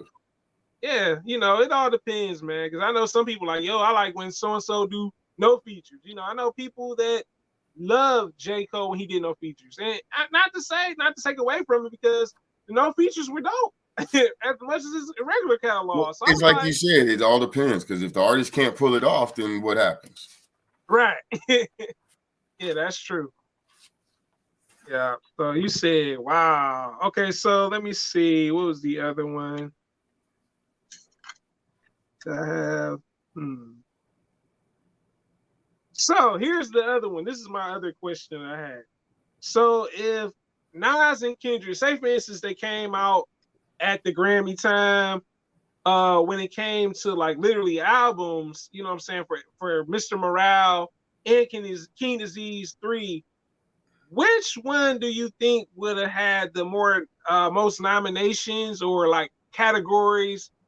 And do you think that would be an interesting like Grammy, you know what I'm saying, between the two artists? Because we know they both have a nice stamp in hip hop. Yeah. Damn, that's a good question. Okay. You know what? I'm gonna say Mr. Morale. Okay. Is gonna have more nominations. Okay. And the only reason is because King's Disease 3 and Nas in general is this is not the take from Mr. Morale, but KD3 is really rooted in hip hop. It's really rooted in rap. Yeah, true. You know, in terms of the presentation, the sound, the ambiance, the environment that it creates, the experience. It's a rap album. Right. It speaks to hip hop. Mr. Morale is a hip hop album. It's a rap album, but it applies in so many other scenarios. It references a lot of different genres in the way that it presents itself. That's really what it is. It's like, you know, I could be black and be white passing, or I could be black and be black passing. It's the same thing, but it's the way I present. And Mr. Morale has so many different vibes and experiences, and there's live instrumentation going on. There's spoken word. There's just a lot more going on that it's gonna have the opportunity to hit more categories for the Grammys. That's really the only reason I would say that from a technical angle, not like it's better. It's just just has enough packed in there to hit a lot more offering. That's all. But it's gonna be a dope. If that happened, that would be. I mean, if that had happened, that would be a crazy, crazy experience and conversation. I would be a little worried about the backlash, like, they snubbed it, you know what I mean? But it's like, yo, we got two greats at the same time, part of the same conversation, man. Just basking in that motherfucking glory. That's dope. So that'd have been incredible to see. I would have to say, I think it depends on the categories. I think like album of the year, you know what I'm saying? I think it would be more towards Kendrick. But production, like they had like produce. I don't know if they have it for the Grammys, like producer of the year. It would have to be Hit Boy for King Disease 3. You know what I'm saying? So it all depends on the categories. You know what I'm saying? Because even I don't know if they have a progressive hip hop category for the Grammys. Not yet. But yeah, if they did, it would definitely be Kendrick, because it, like I said, it had a progressive, it had jazz. It had all different genres within it. And I was like, man, this was definitely well structured and well thought of. Lyricists definitely would probably be maybe a draw between the two, because Kendrick gives you spoken word, Nas is gonna give you lyricism. So I think that would maybe, I don't know if they've ever had a draw at the Grammys between something like that. That would be insane if if they both came out the same year. But I do respect that, despite them not dropping, Kendrick dropped earlier this year, Nas waited to drop later on this year. I think it was pretty much, I know Kendrick talked about on this album, he don't really want to compete with his idols. He's not trying to be a number one artist. I think with Kendrick evolving as an artist, I think he realized, like, I don't really want to compete with my rivals in rap and all this stuff anymore. Like, I just want to make good music, human music at that. And I think he realized, he said, well, me and him share the same manager. It would be very awkward, you know what I'm saying? Because now, you got people who are like, okay, yeah, Nas going to win all these categories. And you got other people, Kendrick going to win all these categories. And I think he realized that, you know what? I don't want to compete with him. Even though I look up to this guy as a great, you know what I'm saying? I don't want to compete with him, you know what I'm saying? In the Grammys. You make a hell of a point. Yeah. There's something you said you mentioned it before, they share the same manager. Mm-hmm. So shout out to Dave Free, right? That's who you said is their No, not manager. Dave Free. It's Oh, not. It's some other guy. I can't think of his name, but okay. it's another guy. Yeah. I'm gonna They research still. that. Yeah. But shout out to him for that. I mean, yo, that's proper planning because not Yeah. only did hip hop book in the year, we started the year with a dope Kendrick album that we're all excited to hear. We reviewed it, Right. everyone talked about it to hell, and then Yeah. we end the year with KD3. Right. You know what I'm saying? And Yeah. he timed that so well that he didn't overshadow either of his artists, Yeah. and he got both of them maximum exposure.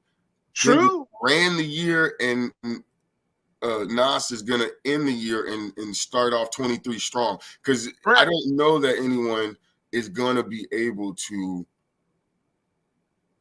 like if you've already got shit in the books, if you already got shit Right. in the holster, I don't know Right. if it's gonna work against what KD3 just did. That's just my thing. So Right. unless you're just Yeah. like, oh no, that's not my genre. Okay, cool, but Right. yeah, it still ain't Yeah. fucking with this. So you know, Right. Yeah, that's true. Yeah. Yeah, definitely, man. Yeah, it's just smart planning. I think that's definitely what it was. Like you said, I think the manager realized, like, okay, well, they're both my partners at the end of the day. You know what I'm saying? They're both in the music industry together.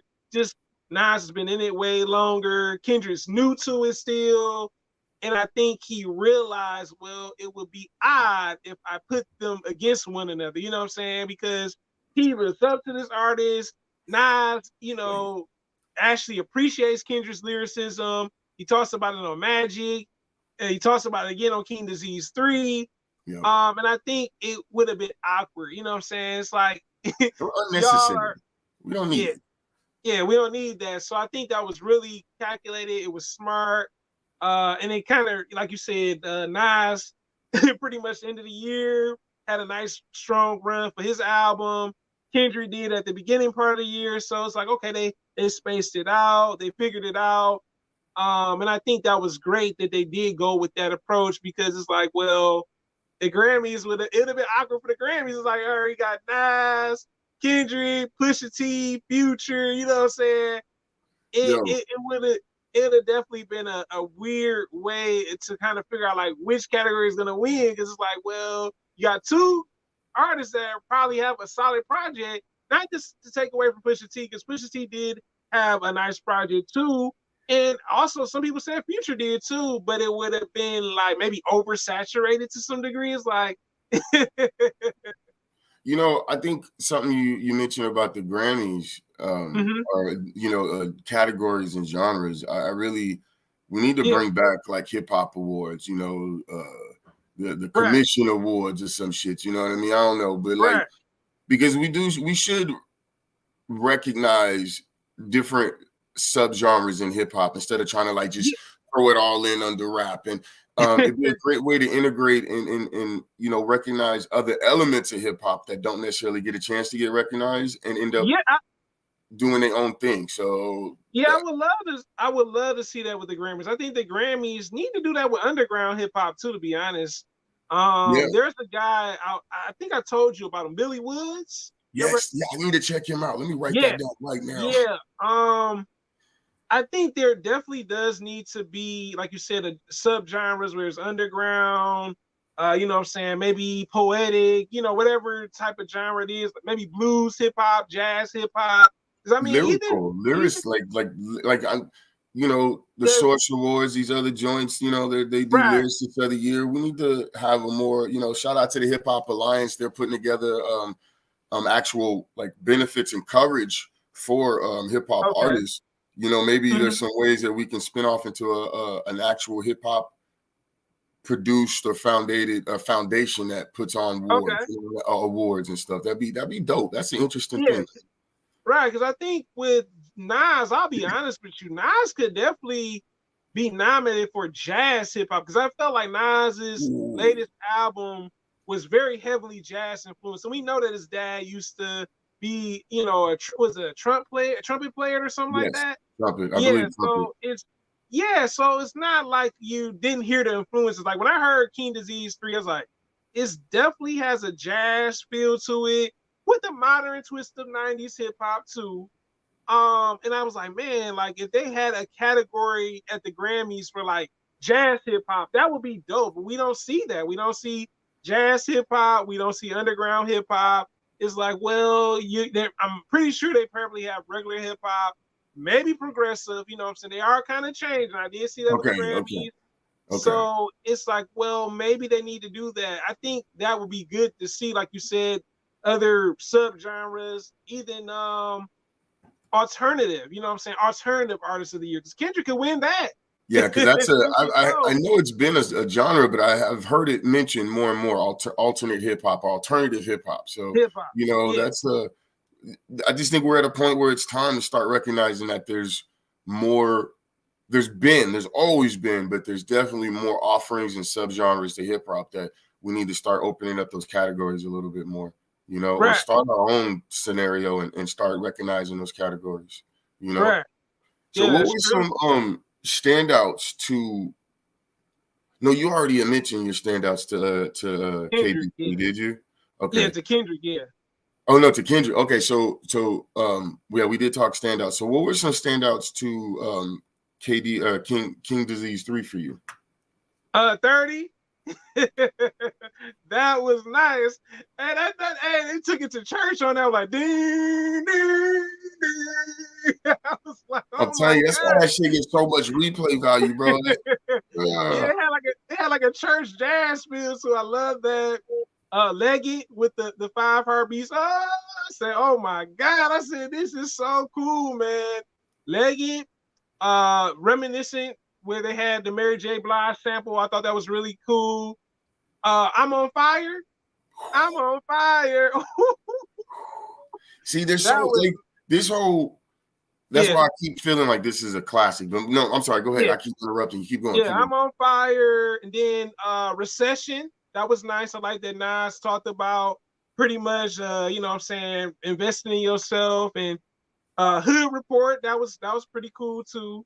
Yeah, I think Nas album, like I said, it definitely it has some standouts. Even bonus track. I mean, it wasn't my favorite, but it was still really good. The Mm, bonus track even was good on there too. Yeah. man, see, like this whole project, like that's why I keep feeling like it's a classic because there Yeah. isn't a track that jumps out from the rest because of how dope I felt about this entire project, man. Like, Right. and it may be because I enjoyed King's Disease. I felt like Life is Good was to me sort of the comeback, the start of a comeback arc for Nas. Um, Yeah. and Yeah. this really, really just like it's kind of like okay, when Lil Wayne came out with Carter 5, we were Okay. waiting on that for so long. Right. Right. Or was it Carter 6? No, it was Carter 5. It was Carter 5. Carter five. Carter And five. it hit. I'm not gonna lie, for me, it hit. It hit my Yeah. expectations. But there was some parts where I was like, man, like, okay, a little bit. Yeah. This hit in such a way that there was no, you can't discuss what it didn't do. And anyone that didn't enjoy it came off as like a hater. That's how this project was put out for me. Okay. So like the standouts for real was one, how just impactful this album is. It's a 10 out of 10 on impact. Both of them are Okay. 10 out of 10 on artistry. But this gave it the stamp like, yo, this is how you do grown folk hip hop. This is how Yeah. you, if y'all want that 90s golden age hip hop, boom, here it is. You ain't got to Right. go, you don't got to Yeah. sound like Griselda. You don't got to do Coke Boy rap. It's right here. It's right here. True. Yeah. The flows, hearing a 40-year-old man, like, I'm not knocking Jay-Z. I've always been back and forth with Jay-Z's flow. Okay. He's been Okay. very impactful and influential with his flow. Nas, Mm-hmm. to me, is the flow of the golden age. And Okay. to hear him be able to adjust and recreate his cadence and his flows that was a major standout for me. The True. song 30, the song Thun, um, Michael and Quincy, Quincy. Yeah. those were just crazy, crazy, crazy standouts. What I Okay. really, really, really love was just how not only did he again take the modern flows, but he wrote these beats in a way that I like.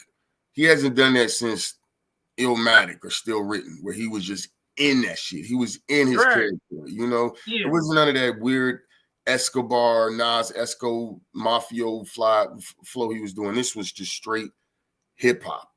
Okay. That those were the major standouts for me. Like this Okay. is a classic. It's gonna be a classic of his discography. It's gonna be a classic that people come back and talk about a lot, and it's definitely gonna take a lot of effort to top album of the year from someone else Okay. in 23. Okay. So I had a question for you. So do you think this was the best out of the King Diseases and the Magic album that he came out with, or would you say it's closer to like maybe an Illmatic or or a Stillmatic?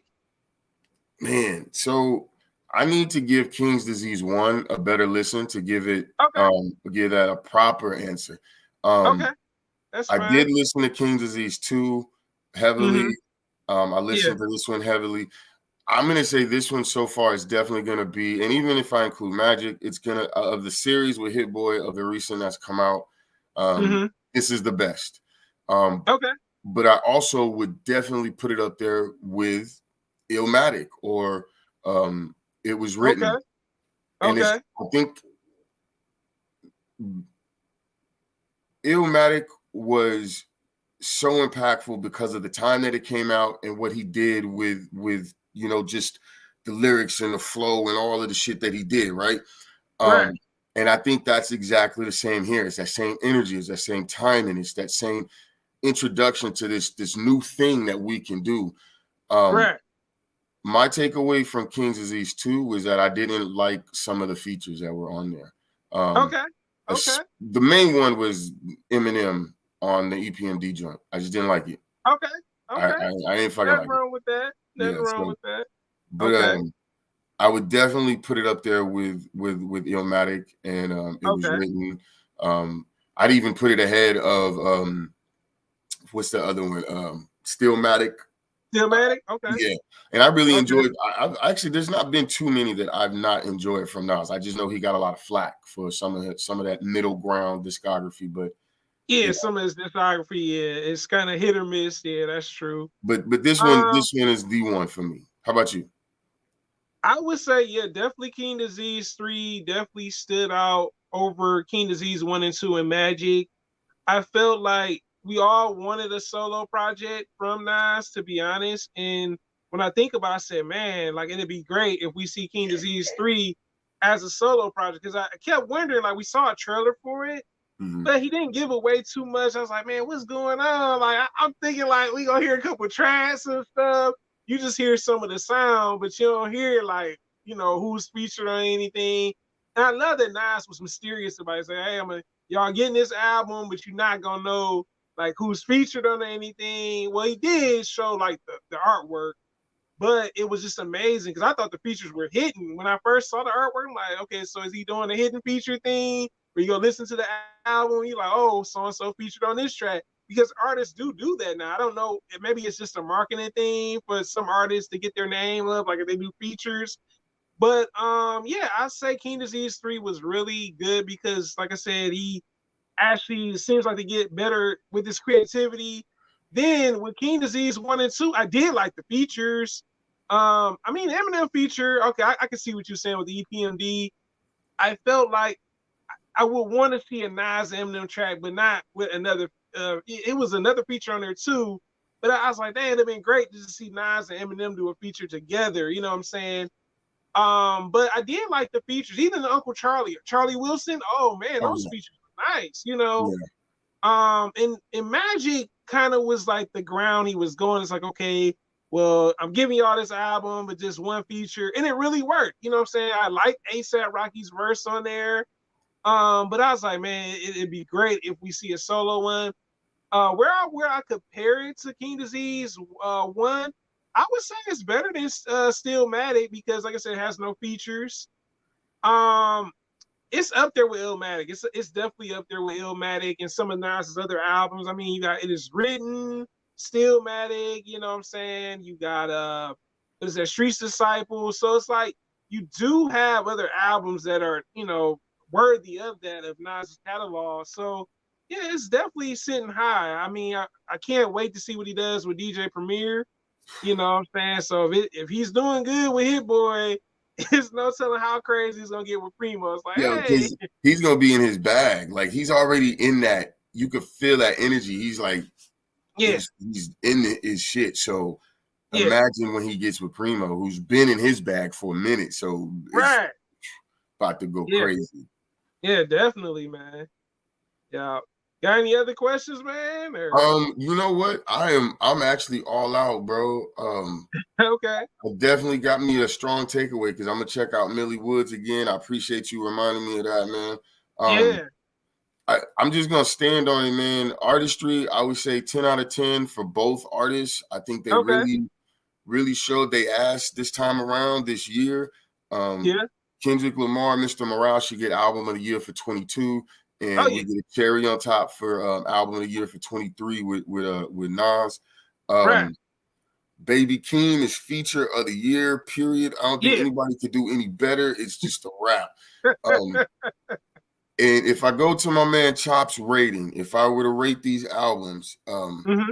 y'all got to tap in with my man Chop in order to get this system. It's a full dope ass system. Um, so he hates it when we do this, but I'm actually give Kendrick, Mr. Morale, 8.5 out of almost a 9, but I want to give him a 9 out of 10, Okay, which is a masterpiece. okay, When I go to King Disease 3, I'm giving it a 10 out of 10. It's a classic. I've said it a yeah, couple it's a times here. classic. It's going to Yeah, go down as a classic. It's going to be a project that will be listed as something like, if you need to discover this artist, you need to listen to this. This is part of his list that you need to put together. So right. that's my take, man. That's what I'm standing on it, man. Okay. Yeah, I think they both were solid releases. King Disease was, so was All right. Kendrick's albums. I think both artists, man, it's good to see Kendrick's back making music. I heard that Soundwave mentioned that he's working on his next album as we speak. I was like, man, that's incredible. I mean, for Yeah. him to be gone for that long, and you're talking about, yo, he's working on the next album. Like, hey, we get another Kendrick album. So we got the introduction to PG Lang, and now you think we're getting a Yeah, maybe. follow-up? Or we gonna wait Right. another 5 years? Look, Kendrick didn't want to be like the Avatar Last Airbender, like, yeah, been gone for 5 years. Like, dang, where you been? But yeah, I Hey guess man, real quick, shout out to my man Back to the Lab. He the just last. joined. It looks like salute to my commission brother. Yeah. He's always tapping in and supporting, man. Make sure y'all, excuse my French again, make sure y'all fuck with him. He's got his own YouTube page, promotes hip hop. He's a historian. He's part of my commission folks. So, hey, man, appreciate you tapping in, y'all. Appreciate you. Yeah, true that. Yeah, so I think, I mean, like I said, man, it was an incredible year for music. I mean, like I said, with Kendrick being back, you know, wanting to do music again and back in his bag, it's cool to see that. It's good to see that Nas is getting back into wanting to do albums on a consistent basis. I was like, man, like it started with Lost Tapes 2, and now we were King Disease 3, you know what I'm saying? So I look forward to hearing more new music from Nas and everything. And, you know, just to see what he's going to do with DJ Premier. Also, I forgot to mention one thing. This is a good one, too. Ooh. One producer I would have loved to see Nas work with as much with is Alchemist. He's also one of the people I would love to see Nas tap in with, because I'm like, damn, like Nas got a couple tracks with him, but not a full album. I would love to see Alchemist and him kind of, you know, come Yo, what together. about an Alchemist with Nas and Kendrick joint? That'd be fire. Hey, I saw a post or a story where Alchemist was actually signed as a teenager with a rap group, and then went on to be a producer. So the level of history that Alchemist has, yo, I got to find a way to interview that cat, because the level of history and stories he got is crazy. Yeah, Crazy. he's got some stories. So I got a question for you though, and Okay. I do got to kind of wrap so I can get ready. But Okay. how do you feel these two albums are going to, like? How do you think artists are going to adjust to what they heard? Are they going to change? Are we going to hear a difference in music from the rap perspective, from the rap artists? Yeah, I think it's definitely. I don't know if you know, Joey Badass mentioned a while back, he had a similar album before 2000 came out that was similar to a Kendrick album where it was like a therapy session. We're gonna see He was other on a artists. show called The Therapist, one of these Mhm. on Oprah Network channels or something like that. Okay. Yeah, so I think we'll see more artists like willing to try, maybe something different where it's like maybe a therapist session and stuff like that. But I can respect Joey Badass for not trying to come out the same year with that because originally he had planned on putting out that album. But when he found out Kendrick put out that album and he's like, I didn't want it to be where it's like, he's putting out the same type of album and then one gets overshadowed. And I can respect him for realized like, yeah, that's his peer at the end of the day. And he say he's really cool with Kendrick, but he didn't want it to be where, all right, he's got the therapy hip hop album out, I got the therapy hip hop album out.